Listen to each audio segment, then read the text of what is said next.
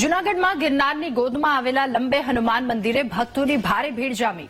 હનુમાનજીના પ્રાગટ્ય ઉત્સવ નિમિત્તે મંદિરમાં વિશેષ પૂજા અર્ચના કરાઈ। હનુમાનજીને 21,000 લાડુનો મહાભોગ ધરાયો। હજારો શ્રદ્ધાળુઓએ દાદાની પૂજા અર્ચના કરી આશીર્વાદ મેળવ્યા। લંબે હનુમાન દાદાના નામનું અનેરું મહાત્મ્ય રહેલું છે। લંબે હનુમાન દાદાની મૂર્તિ દર વર્ષે એક ચોખા ભાર વધતી હોવાના કારણે હનુમાન દાદાનું નામ લંબે હનુમાન રાખવામાં આવ્યું છે। દેશ વિદેશમાંથી હનુમાન જયંતિના દિવસે હજારો શ્રદ્ધાળુઓ દાદાના દર્શનાર્થે આવે છે।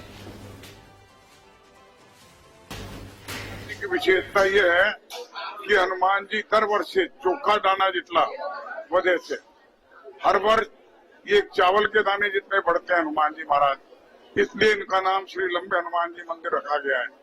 ये प्राचीन अपने महापुरुषों से, गुरुजनों से और दादा गुरुजी से ऐसा सुना है। એનો ઇતિહાસ જોવા જઈએ તો 350 વર્ષ કરતા જૂનો છે। આ ગદાધર દાસજીની પરંપરાનું મંદિર છે। અહીં રામ લક્ષ્મણ જાનકી બિરાજે છે, હનુમાનજી બિરાજે છે। એટલા બધા લોકો એને માને છે અને એની કૃપા સૌ ઉપર વરસે છે। આજમાં હનુમાન જયંતિના દિવસે સૌને ખૂબ ખૂબ શુભેચ્છા। શુદ્ર એટલે શુદ્ર જેવું એમણે સેવા કરી છે અને જેને ક્ષત્રિય જેવું સુરવીરતા પણ દાખવી છે। એક જ અવતરણમાં આ 4 વર્ણોનું જીવન જીવવાનો સંદેશ જો કોઈ આપી શકતું હોય તો માત્ર ને માત્ર હનુમાનજી મહારાજ છે। લંબે હનુમાનની જગ્યા ઘણા વર્ષોથી ત્યાં લોકોની શ્રદ્ધા અને આસ્થા જોડાયેલી છે અને દર શનિવારે અનેક લોકો અહીંયા દર્શન કરતા હોય છે।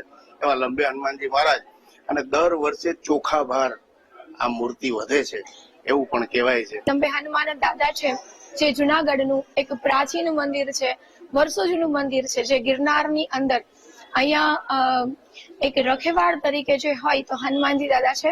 આ એક હાજરા હજુર પ્રતિમા છે અને હનુમાનજી દાદાની અંદર જે ચોખા ભાર છે એમની મૂર્તિનો વધારો થાય છે।